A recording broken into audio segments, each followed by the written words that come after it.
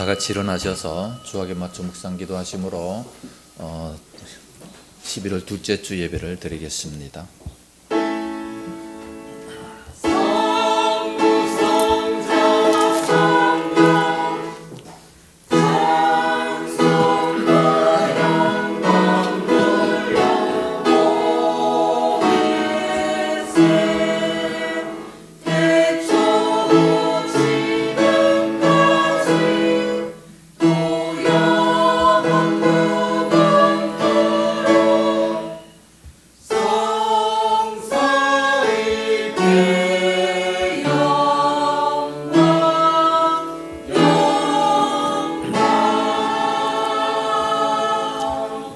그러므로 형제들아, 내가 하나님의 모든 자비하심으로 너희를 권하노니 너희 몸을 하나님이 기뻐하시는 거룩한 산 제물로 드리라.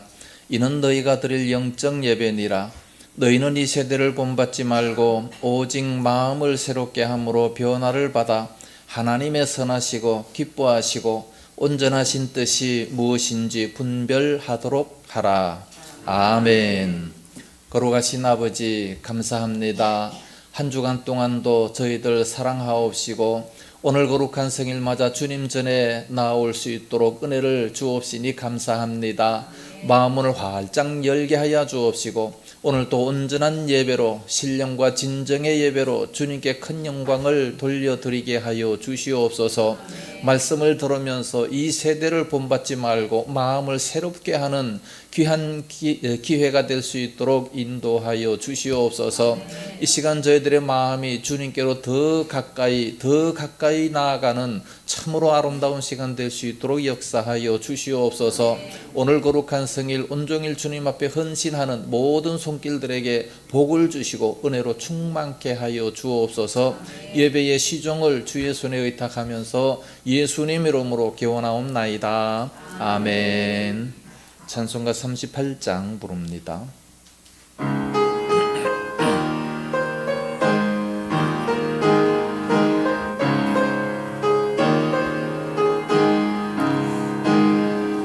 예수 우리 왕이여 이곳에 오셔서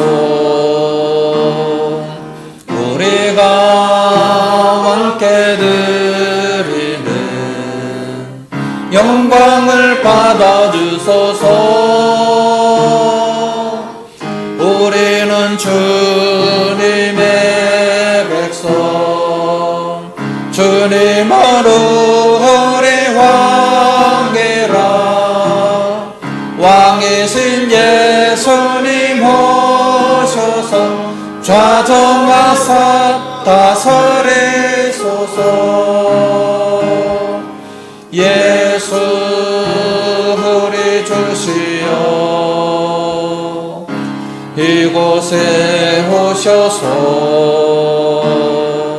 우리가 주께 드리는 찬양을 받아주소서. 우리는 주님의 종들, 주님으로 우리 조세라. 주 대신 예수님 오셔서 이 찬양을 받아주소서.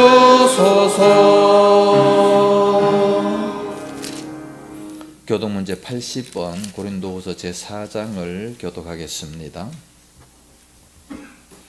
우리가 이 보배를 질그릇에 가졌으니 이는 신이 큰 능력은 하나님께 있고 우리에게 있지 아니함을 알게 하려 함이라. 우리가 사방으로 우겨쌈을 당하여도 쌓이지 아니하며 답답한 일을 당하여도 낙심하지 아니하며 박해를 받아도 버림받지 아니하며 거꾸러뜨림을 당하여도 망하지 아니하고 우리가 항상 예수의 죽음을 몸에 짊어짐은 예수의 생명이 또한 우리 몸에 나타나게 하려 함이라. 우리 살아있는 자가 항상 예수를 위하여 죽음에 넘겨짐은 예수의 생명이 또한 우리 죽을 육체에 나타나게 하려 함이라. 아멘. 사도신경으로 신앙 고백합니다.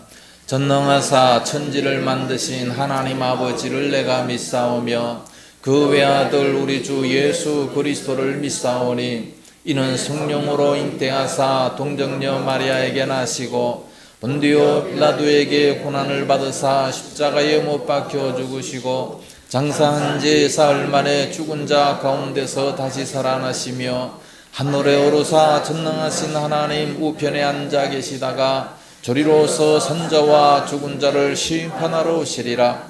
성령을 믿사오며 거룩한 공예와 성도가 서로 교통하는 것과 죄를 사하여 주시는 것과 몸이 다시 사는 것과 영원히 사는 것을 믿사옵나이다. 아멘. 자리에 앉으시기 바랍니다. 찬송가 320장 부르겠습니다.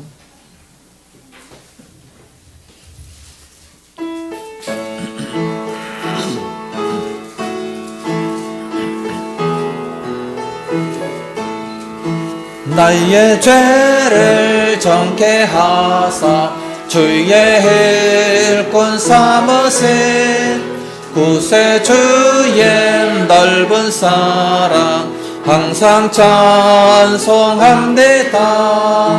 나를 일꾼 삼으신 주 크신 능력 주시고 언제든지 주 뜻대로 사용하여 주소서. 내게 부어주시려고 은혜 예비하신 주의 은혜 채워주사 능력 있게 하소서. 나를 일꾼 삼으신 주 크신 능력 주시고 언제든지 주 뜻대로 사용하여 주소서.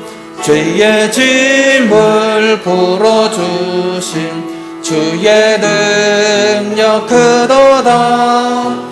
나를 피로 사신 예수 내 맘속에 오소서. 나를 일꾼 삼으신 주 크신 능력 주시고 언제든지 주 뜻대로 사용하여 주소서. 주여 내게 성령으로 충만하게 채우사 생명수가 강물처럼 흐르게 하옵소서. 나를 일꾼 삼으신 주 크신 능력 주시고 언제든지 주 뜻대로 사용하여 주소서. 아멘. 기도하겠습니다. 주여 내게 성령으로 충만히 채우사 생명수가 강물처럼 흐르게 하옵소서. 나를 일꾼 삼으신 주 크신 능력 주시고 언제든지 주 뜻대로 사용하여 주소서. 걸어가신 우리 아버지 은혜를 감사합니다. 날씨가 매우 추워졌지만 저희들 사랑하셔서 귀한 제단에 찾아 나오게 하시고 신령과 진정으로 주님 앞에 경배 드릴 수 있도록 은혜를 허락하옵시니 참으로 감사합니다. 세상에 그 많은 사람들 중에 특별히 저들을 뽑아주시고 하나님의 자녀 삼으시고 귀한 직분 주셔서 충성되이 쓰임받을 수 있도록 인도하시니 감사합니다. 언제 어느 때든지 항상 말씀으로 충만하고 성령님으로 충만해서 우리 주님 쓰시기에 조금도 부족함이 없는 그런 저희들 일꾼들 다 되어지게 하여 주시옵소서. 항상 건강 다하여 주시옵시기 원하오며 항상 믿음으로 충만케 되어지기를 원합니다. 참으로 온 세상을 둘러볼 때에 마지막 때가 심히 가까웠는데 아버지여 참으로 온 몸 온 마음 주님 앞에 불태우게 하여 주시옵시기 원합니다. 바울처럼 베드로처럼 모든 것을 다 바치면서 충성하고 헌신하는 그런 저희들 다 되게 하여 주시옵소서. 온 세계 정세가 심히 불안합니다. 세상 종말에 심히 가까운 것 같습니다. 하나님 아버지, 참으로 전쟁과 기근과 또한 지진이 일어나고 있습니다. 어려움 당한 저 모든 손길들 주님 불쌍히 여겨 주시옵시기 원하오며, 우리 대한민국에 있는 우리 모든 성도들 참으로 얼마나 행복한지요. 날마다 감사하고 날마다 주님 앞에 헌신하고 날마다 찬양하는 그런 믿음들 다 되어지게 하여 주시옵소서. 교들 중에 특별히 병원에 있는 우리 권사님 불쌍히 여겨 주시옵시고, 몸이 불편한 심령들 우리 주님 다 지켜주시옵시기 원합니다. 치료의 광선을 보내주시옵시기 원합니다. 마음이 아픈 그 모든 심령들 말씀으로 채워주셔서 심령 속에 충만한 기쁨이 임할 수 있도록 역사하여 주시옵소서. 하나님 아버지, 힘들고 어려울 때마다 이곳에 나와 기도하면 다 들어응답하여 주시옵시기를 간절히 원합니다. 귀한 시간도 아버지여 말씀을 듣고자 원합니다. 마음을 활짝 열어주시옵시기 원하오며, 우리들의 믿음이 잘 박힌 모처럼 든든하게 세워지게 하여 주시옵소서. 성가대로 세우셨습니다. 아름다운 찬양으로 영광을 돌리게 하여 주시옵소서. 이 시간 또한 조승용 목사님 러브봇에 가서 설교하십니다. 큰 은혜와 능력으로 충만하게 역사하여 주옵시기를 간절히 원하오며 예수님 이름으로 기도드리옵나이다. 아멘.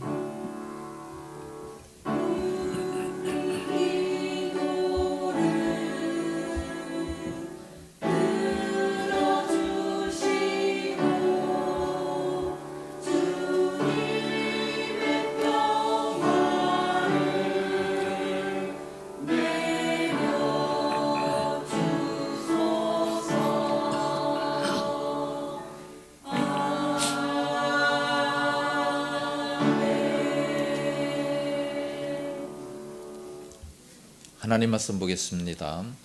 구약성경 열왕기상 제17장 17절에서 마지막 24절까지 서로 한 절씩 교독을 하겠습니다. 17절 말씀. 이 일 후에 그 집 주인 되는 여인의 아들이 병들어 정체가 심히 위중하다가 숨이 끊어진지라. 여인이 엘리야에게 이르되 하나님의 사람이여 당신이 나와 더불어 무슨 상관이 있기로 내 죄를 생각나게 하고 또 내 아들을 죽게 하려고 내게 오셨나이까. 엘리야가 그에게 그의 아들을 달라 하여 그를 그 여인의 품에서 받아 안고 자기가 거처하는 다락에 올라가서 자기 침상에 누이고 여호와께 부르짖으리되 내 하나님 여호와여 주께서 또 내가 우거하는 집 과부에게 재앙을 내리사 그 아들이 죽게 하셨나이까 하고 그 아이 위에 몸을 3번 펴서 엎드리고 여호와께 부르짖어 이르되 내 하나님 여호와여 원하건대 이 아이의 혼으로 그의 몸에 돌아오게 하옵소서 하니 여호와께서 엘리야의 소리를 들으심으로 그 아이의 혼이 몸으로 돌아오고 살아난지라. 엘리야가 그 아이를 안고 다락에서 방으로 내려가서 그의 어머니에게 주며 이르되 보라 내 아들이 살아났느니라. 여인이 엘리야에게 이르되 내가 이제야 당신은 하나님의 사람이시오 당신에게 있는 여호와의 말씀이 진실한 줄 아노라. 아멘. 찬양대 찬양이 있겠습니다.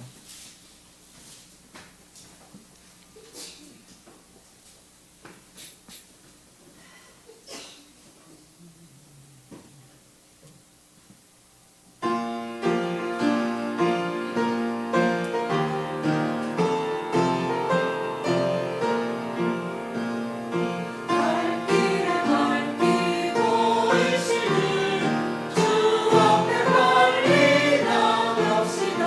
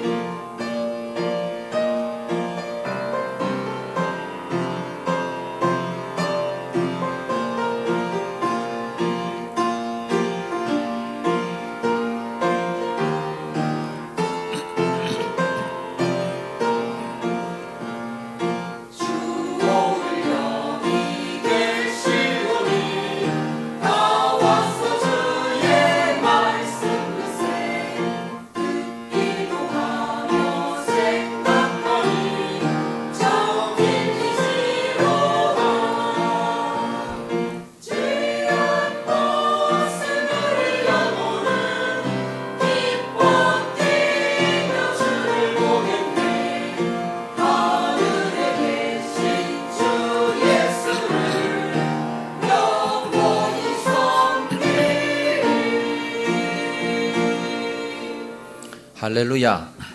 기도하겠습니다. 거룩하신 아버지 감사합니다. 아름다운 찬양으로 영광을 돌립니다. 하나님 아버지, 열정을 품고 수고하는 우리 성가대회 지휘자 반주자 저들 다 붙들어 주시옵시고 항상 입술에 찬송이 넘치게 하여 주옵시고 믿음의 본을 보이는 아름다운 신앙으로 인도하여 주시옵소서. 귀한 시간 말씀을 들을 때도 큰 은혜가 임하게 하여 주옵소서. 예수님 이름으로 기도드리옵나이다. 아멘. 할렐루야. 사람이 한 번 죽는 것은 정한 이치고 그 이후에는 심판이 있다 말씀하셨습니다. 그리고 사람이 한 번 죽으면 그 영혼은 다시 돌아올 수가 없는 것이 정상인데, 오늘 본문에 보니까 사람이 죽었다가 다시 살아나는 놀라운 역사가 있었습니다. 성경에 보니까 죽었다가 살아난 이런 놀라운 기적이 몇 군데가 나타나게 됩니다. 오늘 본문에도 보니까 이 사렙다 과부의 아들이 죽었다가 다시 살아났고, 신약에서도 보니까 나인성 과부의 아들이 죽었다가 다시 살아났습니다. 장례식장에 가서 이 장례를 메고 막 가는데 너무 슬피 우는 모습을 바라보며 예수님께서 그 아이를 다시 살려주셨습니다. 그것뿐만 아니라 나사로도 죽었다가 다시 살아났죠. 나사로는 죽은 지 나흘이나 됐음에도 불구하고 썩어서 냄새가 나는데도 불구하고 다시 살아나는 그런 기적이 있게 됐습니다. 그뿐입니까? 예수님 자신도 십자가에 죽으셨다가 사흘 만에 다시 살아나셨다, 그렇게 말씀합니다. 신약 성경에 가서 보면 사도행전에 유두고가 또 설교를 듣다가 창문에 걸터 앉아서 있다가 떨어져서 졸다가 죽어버리고 말았어요. 완전히 죽었다고 분명히 성경에 기록이 되어 있는데 또 바울이 그를 또 살리지 않습니까? 사도행전 9장에 가면 이 애니아라고 하는 여제자가 있습니다. 별명은 도로가. 너는 죽을 때가 안 됐으니까 도로 가. 그래서 다시 도로 왔어요. 이 도로가, 그도 죽었다가 다시 살아나는 이런 역사가 있었습니다. 어떻게 그렇게 살아날 수가 있을까요? 이런 모습을 바라다 보면서 많은 사람들을, 너무 이 사랑하는 사람이 죽었으면 성경에 보니까 죽었다가 다시 살아났는데 우리 사랑하는 이분도 다시 살아날 거야 믿는 사람들이 있습니다. 아닙니다. 그러면 안 됩니다. 그거는 보편적인 사건이 아니고 사람이 죽는다라고 하는 것은 우리가 겸손히 받아들여야 됩니다. 그런데 오늘 본문에 보니까 이 사렙다 과부는 남편을 아마 일찍 잃은 것 같아요. 어린 아들 하나만 데리고 살았는데 너무나도 가난하게 살았죠. 근데 열심히 살아왔습니다. 착한 성품을 가지고 살아왔습니다. 그래서 엘리야를 섬기는 그런 사람으로 이 선택을 특별히 받게 됐죠. 하나님의 말씀을 들을 때에 자기가 먹어야 될 것을 엘리야 선지자에게 먼저 갖다 주는, 참으로 자기의 생명보다 더 소중하게 선지자를 대접하는 그런 모습을 보게 됩니다. 그러니까 하나님께서 그에게 놀라운 기적을 베푸셔서 3년 6개월 동안에 가뭄이 다 끝날 동안에 이 먹는 것이 떨어지지 않도록 만들어 주셨습니다. 얼마나 감사합니까? 그런데 그 좋은 그런 놀라운 기적이 있었는데 청천벽력 같은 우환이 생기게 됩니다. 그 사랑하는 아들, 남편도 없는데 하나밖에 없는 그 아들이 갑자기 죽어버리고 말았어요. 왜 죽었는지, 뭐 중병이 있었는지 거기에 대해서는 성경은 전혀 침묵하고 있습니다. 단지 이 여인이 죄책감으로 가득 차 있어요.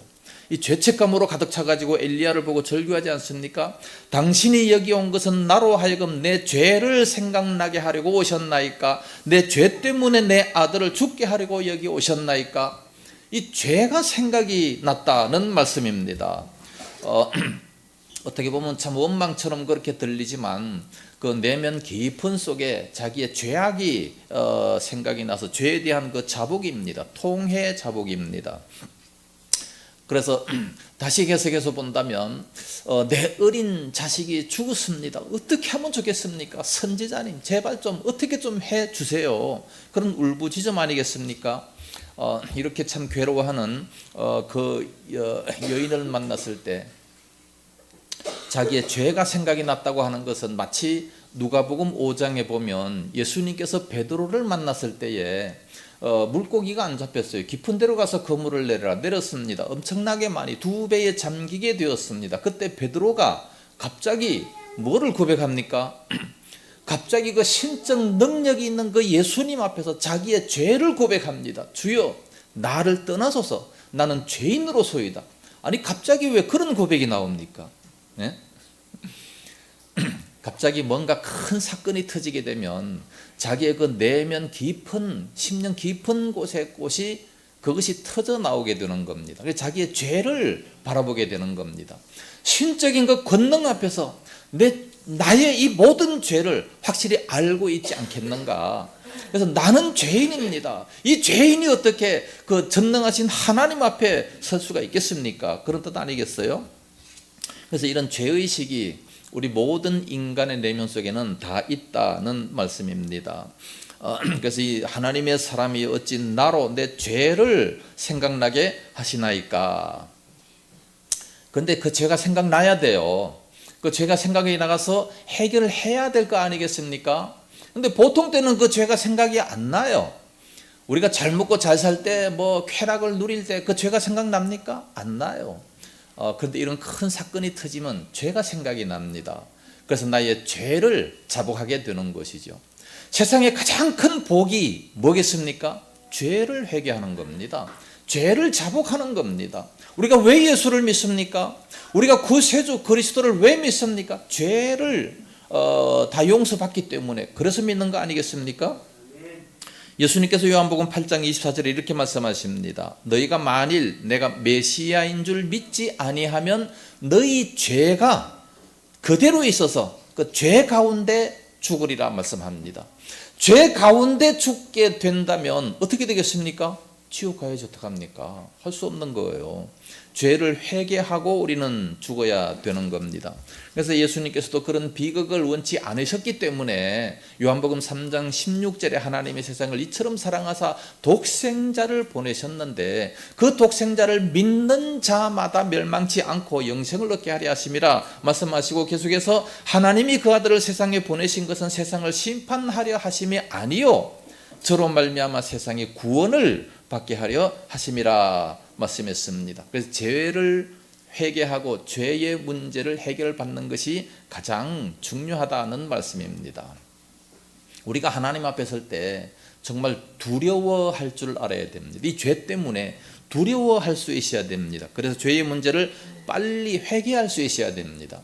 참으로 놀라운 복이라고 하는 것은 우리가 언제든지 회개하면 주님께서는 언제든지 다 받아주십니다. 요한에서 1장 9절 말씀에 만일 우리가 우리 죄를 자백하면 그는 미쁘시고 의로우사 우리의 모든 죄를 다 불의해서 깨끗하게 하실 것이라고 약속을 해 주셨습니다. 그래서 죄를 회개해야 돼요. 죄가 생각이 났습니다. 이 가련한 여인의 이 울부짖음을 들은 엘리야의 태도는 어떻습니까? 정죄하지 않습니다. 그가 뭐 죄를 졌다고 정죄하지 않아요. 오히려 그와 한 마음 한 뜻이 되게 되는 겁니다. 너희의 죄 때문이다 그러면서 정죄한다면 오늘날 정죄하는 사람들이 너무나도 많습니다. 그러면 결코 안 되죠. 그 여인의 고통에 함께 하기를 원하는 겁니다. 그 고통에 함께 하는 것이 뭐겠습니까? 기도죠. 그를 위해서 기도해 주는 겁니다. 아들을 살려달라고 엘리야는 기도합니다. 이미 숨이 끊어졌어요. 분명히 죽었다고 성경은 기록하고 있습니다. 그래서 그 아이를 자신의 가슴으로 안고 자기가 거처하는 다락방으로 올라가서 하나님 앞에 간절히 부르짖었다고 말씀합니다. 간절한 기도죠.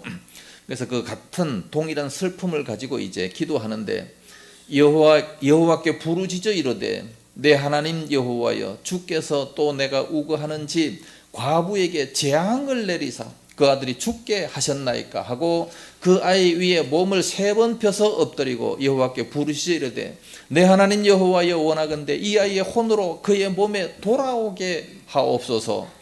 이것은 그 여인의 고통을 기억하시고 제발 그 혼이 돌아와서 아이를 살려달라고 하는 간절한 기도가 반복해서 계속해서 그렇게 되는 3번씩이나 그렇게 기도했다고 말씀합니다. 타인을 위해서 기도한다라고 하는 것은 그 사람의 고통에 함께 참여하게 된다는 말씀입니다. 고통을 함께 나누는 그런 모습이죠. 뭐 기도의 응답이 있다 없다 이거는 하나님의 판단이고 하나님의 주권입니다. 뭐 우리의 기도가 능력이 있으면 응답이 되고 없으면 안 된다 그거 아니에요. 하나님의 뜻에 의해서 하나님의 그 주권에 의해서 응답되는 것이 있고 안 되는 것이 있습니다. 엘리야는 그 여인의 고통에 참여하는 방법이 바로 기도였습니다. 그리고 기도를 하면서 그 여인의 눈이 하나님께로 향하게 만드는 그게 가장 중요한 겁니다. 오늘날 우리 많은 사람들은 어려움을 당할 때 기도한다고 해도 그 문제가 해결되는 거기에 초점을 맞추는데 그러면 안 돼요. 문제가 무조건 다 해결된다? 그게 아니죠. 하나님의 주권입니다. 단지 우리가 기도하면 그 사람의 눈이 어디를 향하게 되느냐? 하나님께로 향하게 되는 겁니다. 하나님께로 향하게 되는 이것이 가장 중요한 거예요. 문제가 해결되고 안 되는 이게 중요한 게 아니라 우리의 눈이 하나님께로 향해야 돼요. 욥이 고통을 당할 때 어떻게 했습니까? 친구들이 와서 계속해서 정죄합니다. 생각해보라. 죄 없이 망한 사람이 있느냐? 너 무슨 죄를 졌느냐? 뭐 안식일을 범했나? 뭐 11조를 안 냈나? 자꾸만 이런 것만 가지고 율법을 가지고 정죄합니다. 욥은 나 죄 안 졌다. 나 율법 어긴 적 없다. 그래도 안 되는 거예요. 한번 생각해봐라. 왜 망했나? 자꾸만 거기에 대한 이유를 되게 되지만 그러나 욥이 나중에 어떻게 해결됩니까? 37장 욥기 37장에 가서 하나님을 만나게 됩니다. 그 문제가 왜 이런 고통이 왔는지 그 원인은 아무도 몰라요. 하나님이 그것도 말씀 안 하셨어요. 단지 하나님께서 개입하셔서 쓸데없는 변론 같은 거 하지 마라. 하늘에서 누가 비를 내리게 하냐? 천둥을 누가 만들었느냐? 뭐 여러 가지 뭐 많은 질문을 하지만 한마디도 대답하지 못하는 그런 질문을 하십니다. 정말해서 하나님의 주권이다 라는 것을 말씀하고 있어요. 그 하나님의 음성을 들으면서 모든 문제가 다 해결되지 않습니까? 내가 처음에는 주님을 이렇게 듣기만 했는데 이제는 주님의 음성을 들으니까 마치 눈으로 보는 것처럼 주님을 확실히 알겠습니다. 그러면서 알지도 못하고 함부로 변론하는 것을 회개합니다. 그러고 나니까 다 문제가 해결돼 버리는 거예요. 우리가 하나님 앞에서 이와 같이 문제가 해결이 안 되면 그 문제를 가지고 원망할 수도 있는 겁니다. 또 많은 사람들은 기도하면서도 그것을 자꾸만 지적을 합니다. 그리고 또 무조건 또 참으라고 심리학에서는 무조건 참으라고 합니다. 인생은 다 그런 거야. 인생은 다 그런 거니까 너보다 더 못한 사람을 한번 생각해봐라. 병원에 한번 가보고 고아원에 가봐라. 너보다 못한 사람들이 훨씬 많아. 그걸 보고 참아라. 이런 식으로 얘기하는 사람들도 많이 있습니다. 그거는 진정한 해결이 아닌 거죠. 예, 진정한 의미를 다 놓쳐버리게 되는 겁니다. 이 우리에게 고통이 찾아온다라고 하는 것은 하나님의 주권인데 하나님의 분노일 수도 있고 하나님의 징계일 수도 있고 또는 하나님의 훈련일 수도 있는 겁니다. 우리가 성숙한 믿음의 단계로 올라가기 위한 하나님의 섭리일 수도 있다는 겁니다. 그럴 때는 우리가 참을 수 있어야 된다는 말씀입니다. 그런데 우리는 함부로 그런 것을 가지고 정죄해서는 안 된다는 말씀입니다. 기도를 가지고 상대방을 심판하고 상대방을 저주하고 뭐 잘못했기 때문에 그렇다 그런 사람도 있고 또 어떤 사람은 아주 영적인 강도들이 너무나도 많아요. 나 이런 문제를 놓고 기도한다 그러면 뭐라고 합니까? 내가 대신 기도해 줄 테니까 그거 해결되면 반띵하자. 이 도대체 이게 뭡니까 이거? 영적인 강도들이에요. 네. 아니 해결되고 안 되는 건 지가 기도해서 해결되고 안 되는 겁니까? 하나님의 주권이죠? 아니에요. 우리의 기도는요 물론 응답이 되지만 그러나 하나님의 응답은 바로 응답 주실 수도 있어요. 급할 때는 바로 응답 주십니다. 그러나 안 된다라는 것도 하나님의 응답입니다. 그리고 또 기다려라 하는 것도 하나님의 응답이에요. 무조건 내 뜻대로 되어지는 것, 능력 있는 사람이 기도하면 내 뜻대로 다 되어진다. 이게 대단히 잘못된 그런 모습입니다. 엘리야의 이 간절한 기도는 죽은 아이를 살렸습니다. 그래서 어머니 품으로 돌려줍니다. 23절 하반절에 보니까 보라 내 아들이 살아났느니라. 그 아이의 어머니 과부는 얼마나 기쁘겠습니까? 그 감격을 주체할 수가 없는 겁니다. 그래서 저 진실로 당신은 하나님의 사람이다라는 것을 말하고 있습니다. 안 살았으면 어떻게 되겠습니까? 그럼 하나님의 사람 아닙니까? 그건 아닌 거죠. 안 살아도 엘리야는 하나님이 보내신 하나님의 선지자입니다. 기도를 통해서 죽은 자가 다시 살아난 것은, 이런 사건은 신구약에 통틀어서 참으로 희귀한 사건인데, 우리들도 그래서 간절히 기도한다고 해서 그렇게 되느냐? 아닙니다. 안 돼요. 이 보편적인 기적이 아니라는 말씀입니다. 성경에 나타난 기적이라고 해서 우리도 기도하면 그렇게 된다 주장하는 사람들이 많아요. 아닌 겁니다. 이 보편적인 것이 결코 아닌 거예요. 그러나 이 기적은 분명히 역사적인 사건이고 실제로 일어났던 그런 기적입니다. 이런 기적이 왜 일어났을까? 그것은 상징적으로 우리는 생각을 해봐야 됩니다. 죽은 나사로가 살아났다, 나흘 만에 살아났어요. 이건 보편적인 것이 아닙니다.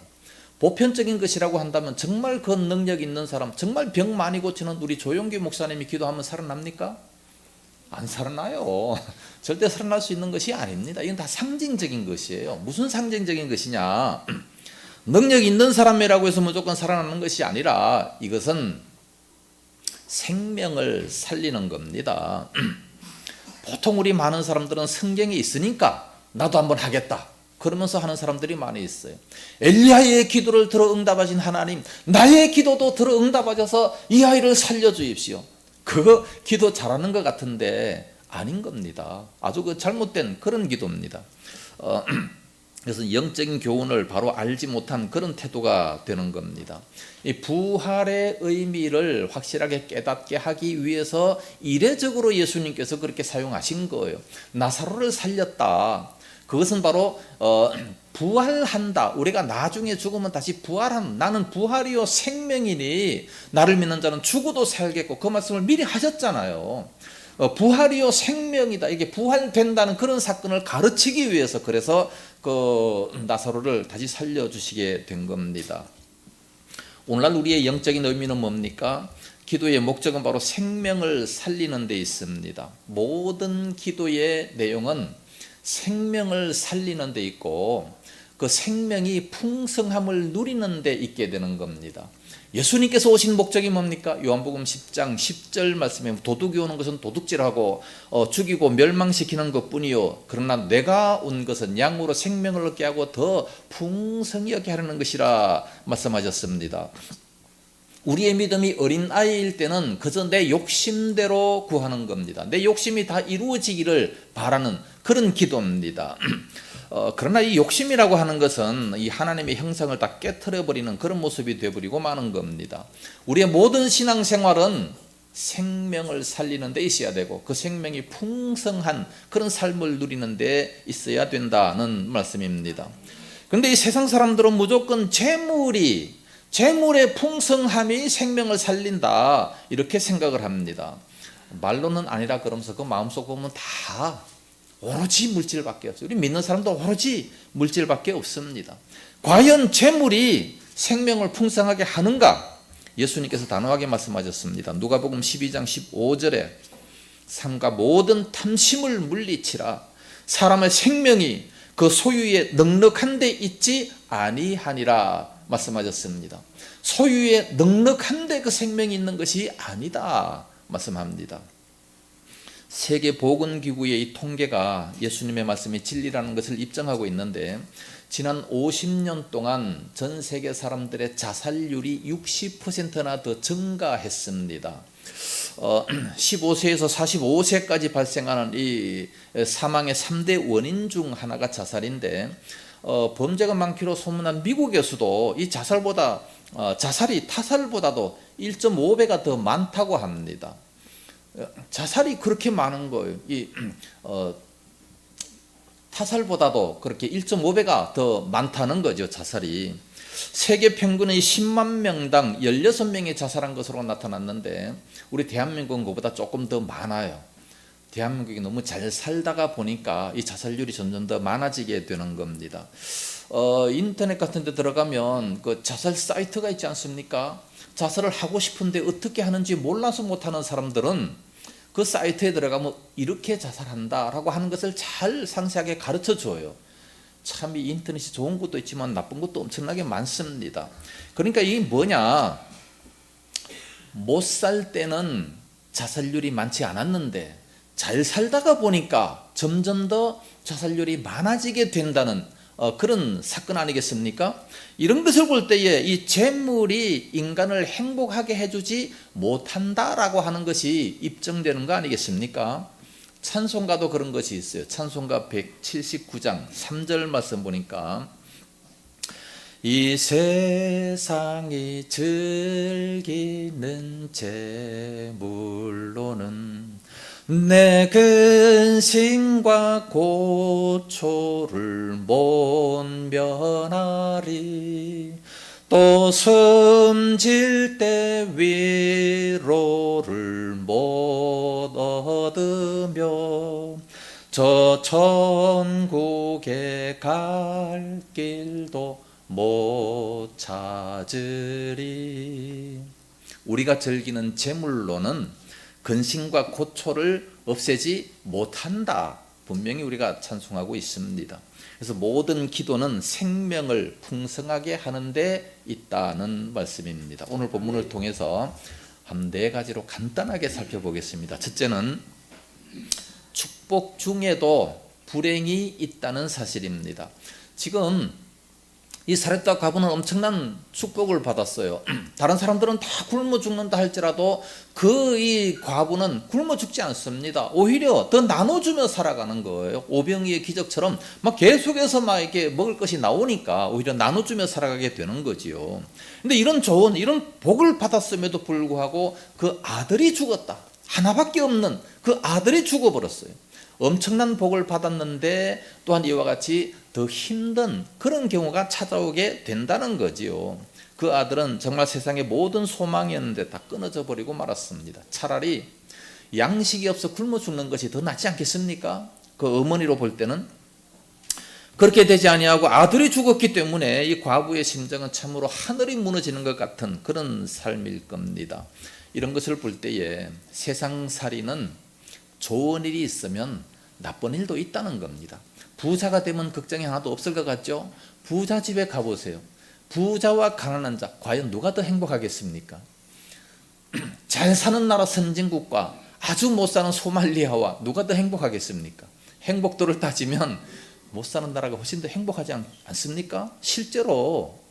그럼에도 불구하고 우리는 잘 살기만은, 그저 생명 걸고 잘 살기만은 바라는 그런 모습을 많이 봅니다. 좌우지간 좋은 일이 있으면 나쁜 일도 많이 있다는 겁니다. 그럼에도 불구하고 우리 믿는 사람들은 오로지 축복, 축복, 축복, 축복.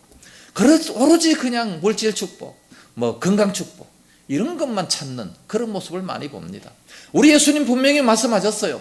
무엇을 먹든지 마시든지 그런 거 도무지 염려하지 말라. 너희는 먼저 그 나라와 그의 의, 하나님과의 관계를 구해라. 그리하면 모든 것을 더해주겠다 말씀합니다.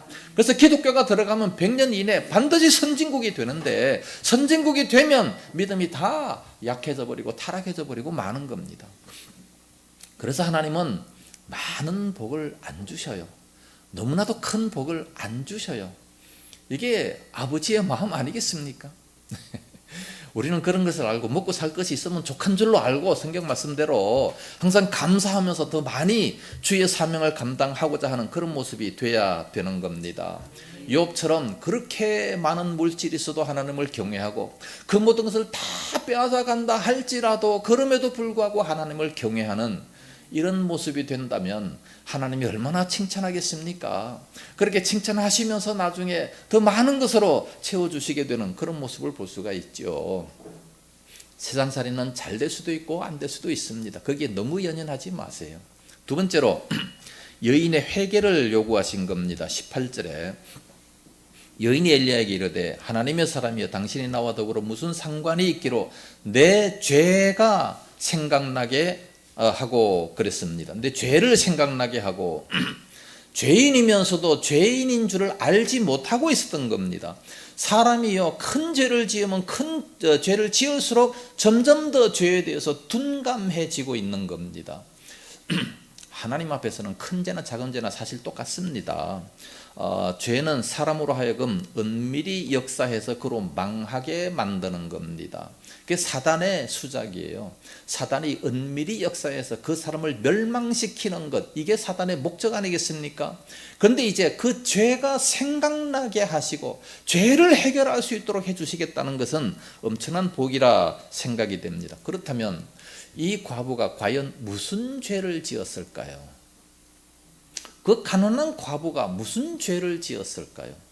아마 성경에는 안 나와 있는데 제가 추측해 보건대 이스라엘 백성들이 광야 40년 동안 살면서 날마다 하늘에서 양식이 내렸어요.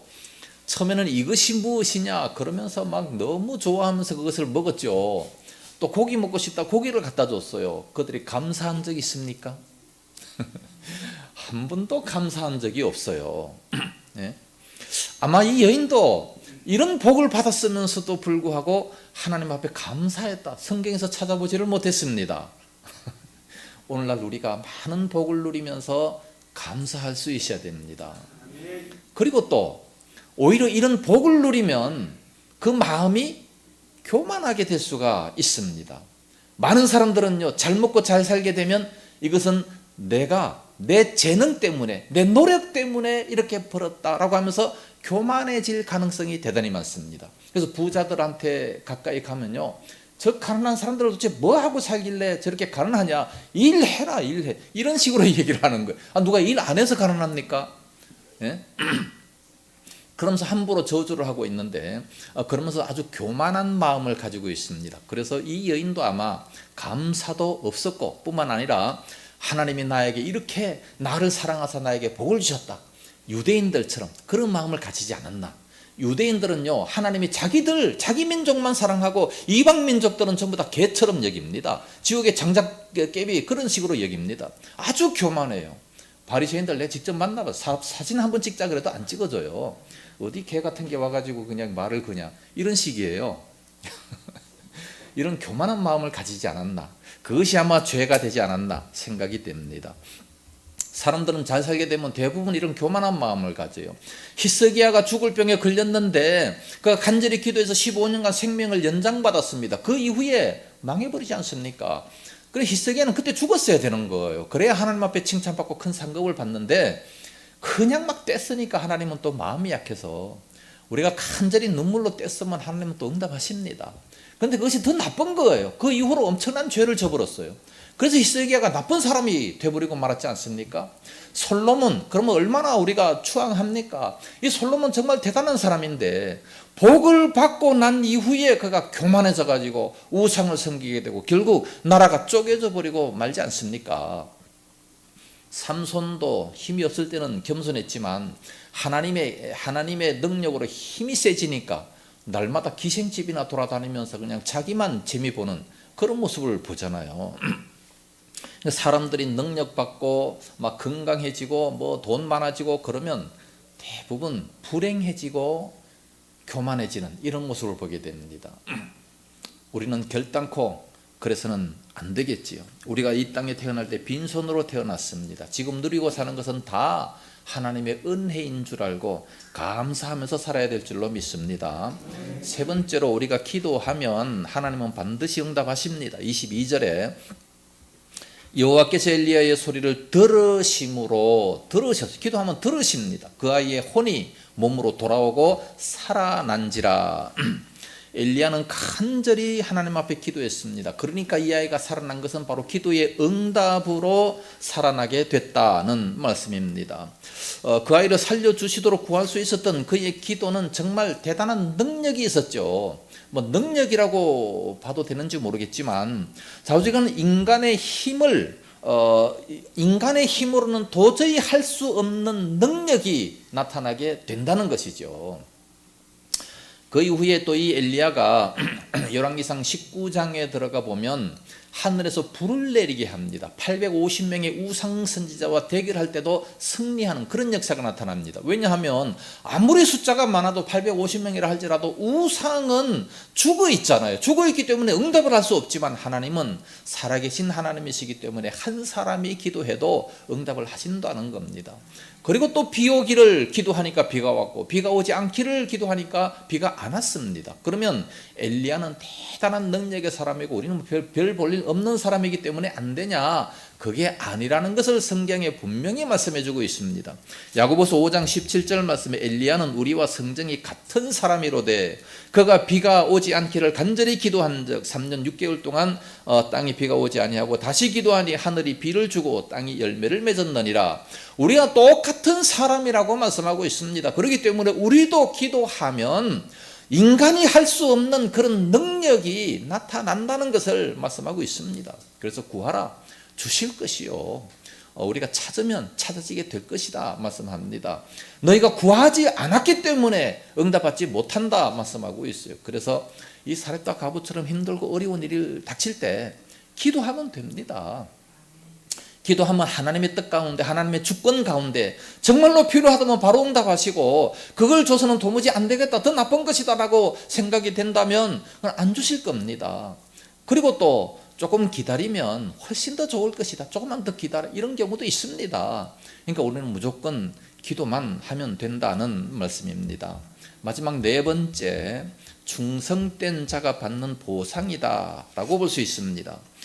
이 사라밧 과부는 자기의 먹을 마지막 음식까지 선지자에게 대접했습니다. 선지자가 원하면 나보다도 하나님의 사람에게 대접하겠다. 교회가 원한다면 나보다도 교회를 위해서 내가 헌신하겠다. 이런 믿음, 그런 충성된 모습 아니겠습니까? 그렇기 때문에 하나님이 응답하시는 거예요. 이런 충성된 자가 마지막이 불행이다라고 한다면 누가 충성하겠습니까? 잘 안 하겠죠. 물론 내세의 상급을 바라보며 충성은 하겠지만 그러나 이 땅에서도 잘 돼야 되는 겁니다. 근데 충성된 자들은 대부분 다 잘 돼요. 요한복음 11장에 나사로가 다시 살아난 것도 보면 마리아와 마르다가 그 당시 최고로 예수님 앞에 헌신한 자들 아니겠습니까?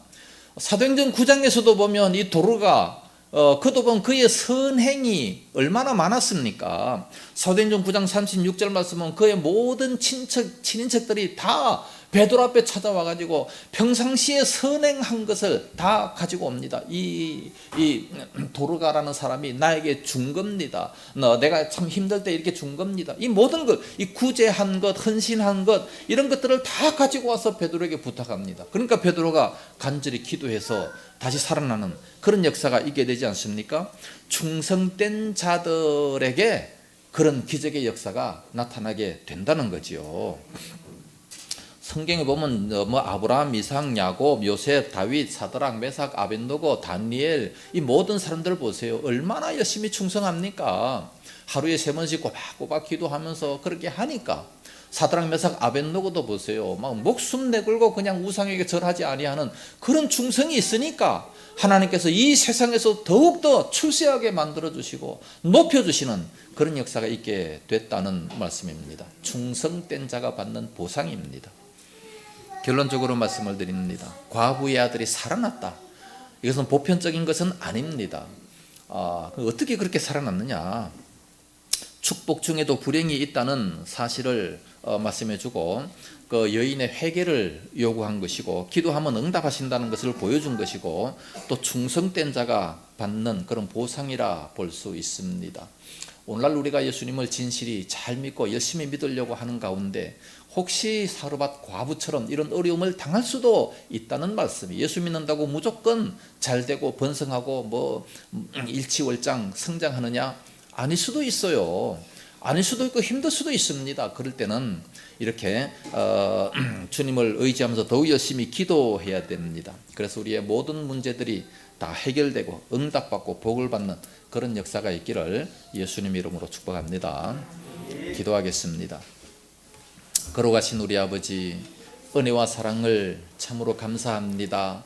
사람의 생명을 어떻게 인간이 주장할 수 있겠습니까? 그러나 기도하면 그 모든 생명이 풍성해지는 모습을 보게 됩니다. 사르밧 과부처럼 이런 어려움을 당했다 할지라도 또 기도하니까 다시 살아나는 놀라운 역사가 있었습니다. 이 과부에게 소망이 된 줄로 믿습니다. 우리 아버지 하나님, 저희들 이 땅 살아가면서 힘들고 어려울 때 주님 앞에 더욱 기도하게 하여 주시옵시기 원합니다. 너희 중에 고난 당하는 자가 있느냐? 저는 기도할 것이요 말씀하셨나이다. 우리 아버지 하나님, 참으로 저희가 열정을 품고 주님 앞에 충성하고 주님 앞에 간절히 기도하는 이런 믿음이 다 되어지게 하여 주시옵소서. 세상 마지막에 가까울수록 더 주님께 가까이 나아가는 믿음이 되게 하여 주시옵시기 원합니다. 온 세상 바라볼 때 참으로 종말이 가까웠습니다. 아버지여, 더욱더 주님 앞에 가까이 나아가면서 신앙생활 잘 감당하는 그런 저희들 다 되어지게 하여 주시옵소서.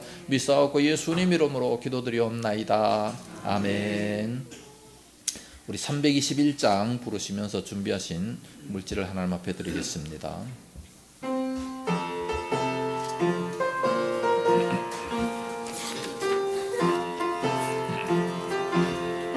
날 대속하신 예수께 내 생명 모두 드리리. 늘 진실하게 하소서. 내 구주 예수여, 나 구주 위에 살리라. 내 기쁨 한량 없으리. 내 갈 길 인도하소서. 내 구주 예수여, 날 구원하신 예수를 일평생 의지하오리. 날 영접하여 주소서.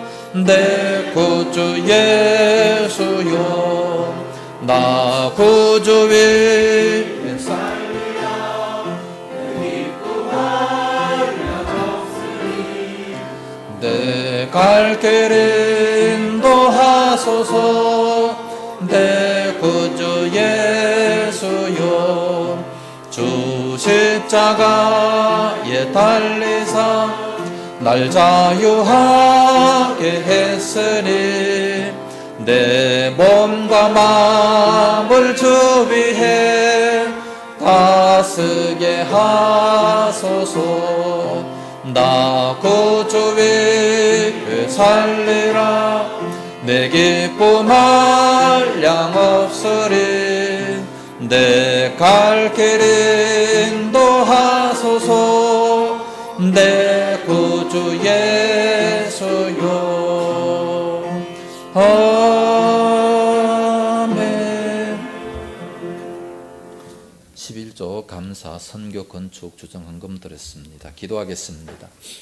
거룩하신 우리 아버지, 감사합니다. 귀한 시간에 저희들의 몸과 마음과 모든 정성을 드리며 또 이렇게 소중히 여기는 물질까지 드릴 수 있도록 은혜 주옵시니 감사합니다. 이 모든 물질들이 하늘나라 창고에 가득가득 쌓여지게 하여 주옵시고 저희들 이 땅 살아갈 때 필요할 때마다 넘치도록 채우시옵시기 원합니다. 11조 드리는 그 손길 위에 복 주옵시고 말씀에 약속하신 대로 하늘문을 활짝 여시는 은혜가 임하게 하여 주시옵소서. 하늘의 보물 창고로 이 땅에 쏟아부어 주셔서 마음껏 봉사하고 마음껏 나눠주고도 남는 은혜가 임하게 하여 주시옵소서.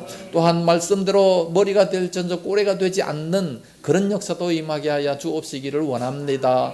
또 은혜에 감사하는 자들에게 날마다 범사에 감사하는 조건들이 생기게 하여 주시옵시기 원하오며 건축헌금 선교헌금 드립니다. 저들의 가정도 아름답게 건축되어지게 하시고 또 선교터마다 복을 받게 하시고 아버지 하나님, 구제를 좋아하는 자마다 풍족하여질 것이라 말씀하신 대로 언제나 풍성한 삶을 누리게 하여 주시옵소서.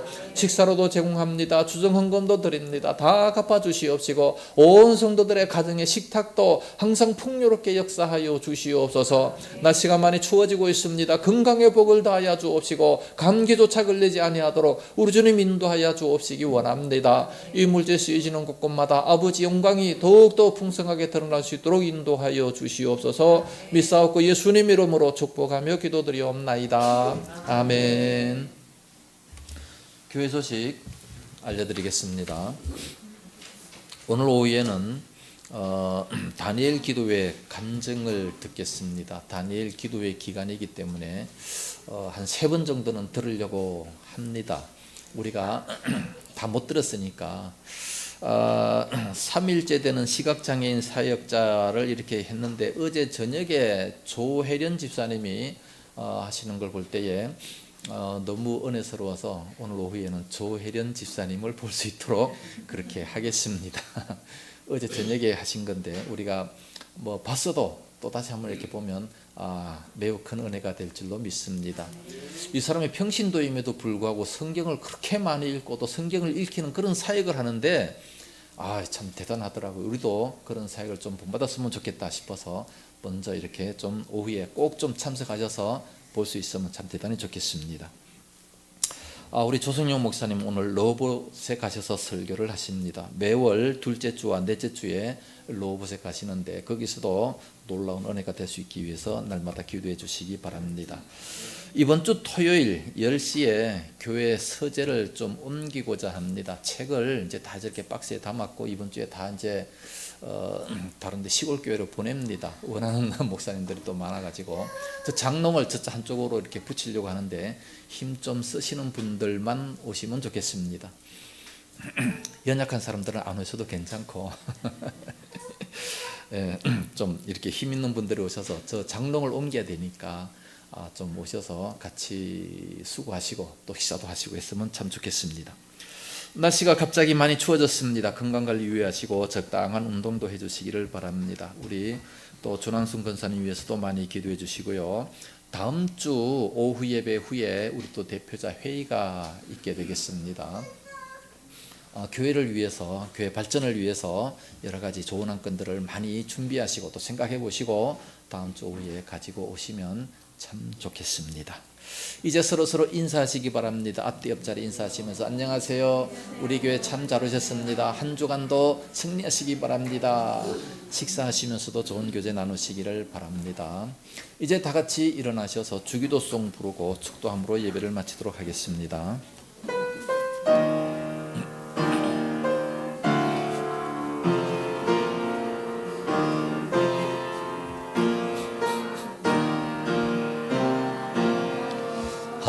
하늘에 계신 아버지 이름 거룩하사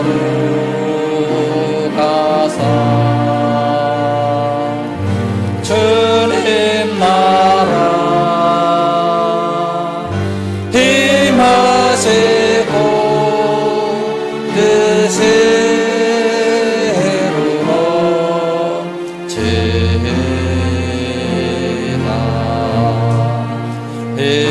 일용할 양식 주시고 우리들의 근죄 다 용서하옵시고 또 시험에 들게 마시고 악에서 구원하소서. 대개 주의 나라 주의 권세 주의 영광 영원 아멘.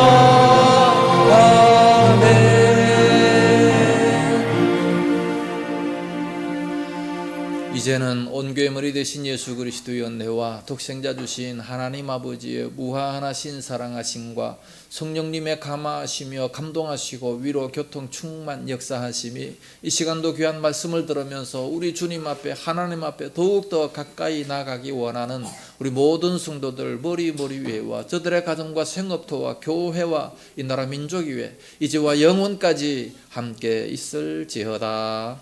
아멘.